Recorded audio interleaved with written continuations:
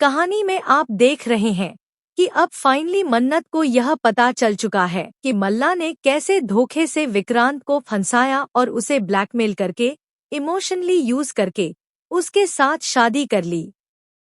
क्योंकि विक्रांत कुछ भी कर लेता, लेकिन मन्नत के सिवा किसी और से शादी नहीं करता। लेकिन ऐसा जाल बुना ऐश्वर्या और मल्ला ने कि बेचारा विक्रांत फंस गया और मजबूरी में उसे मल्ला से शादी करनी पड़ी। दरअसल उस रात कुछ हुआ ही नहीं था। यह बात खुद मल्ला अपनी माँ के सामने कन्फेस करती है।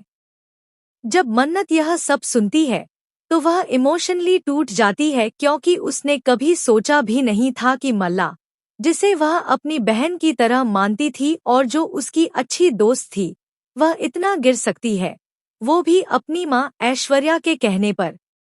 अब मन्नत ने साफ कह दिया है कि मल्ला भी अपनी माँ जैसी ही है, वही प्लानिंग और प्लॉटिंग और उन्हीं की परछाई। मन्नत शुक्र मनाती है कि वह अपनी माँ पर नहीं गई, वरना वह भी चालाक और धोखेबाज होती। दूसरी तरफ मन्नत अब विक्रांत से माफी मांगती है, क्योंकि उसे अब पता चल गया है कि विक्रांत मजबूर था, इसलिए उसने मल्ला से शादी की। उसने मन्नत को धोखा नहीं दिया था। अब ऐश्वर्या के गुनाहों का अंत होने वाला है, क्योंकि उसके पापों की सजा देने के लिए कोई और नहीं बल्कि उसका पहला पति यानी उसका एक्स हस्बैंड आने वाला है।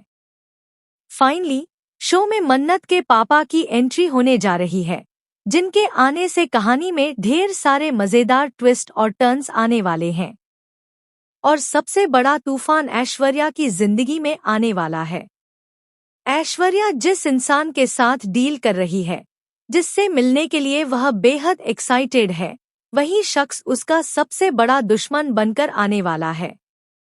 अब ऐश्वर्या अपनी शादी को याद करती हुई नजर आएगी और उल्टा अपने पहले पति को ब्लेम करेगी कि उसी की वजह से उसकी जिंदगी बर्बाद हुई है। वह वरुण के सामने झूठा मेलोड्रामा भी करने वाली है। लेकिन सच्चाई तो यह है कि ऐश्वर्या ने ही अपने पति को धोखा दिया और उसे छोड़ दिया। तो दोस्तों, आप कितने एक्साइटेड हैं इस धमाकेदार ट्विस्ट को देखने के लिए? हमें कमेंट में जरूर बताएं। क्या आप चाहते हैं कि मन्नत के पापा मल्ला और ऐश्वर्या को सबक सिखाएं? तो हमें कमेंट करके बताएं। ऐसे ही टीवी के लेटेस्ट अपडेट्स के लिए चैनल को सब्सक्राइब करें।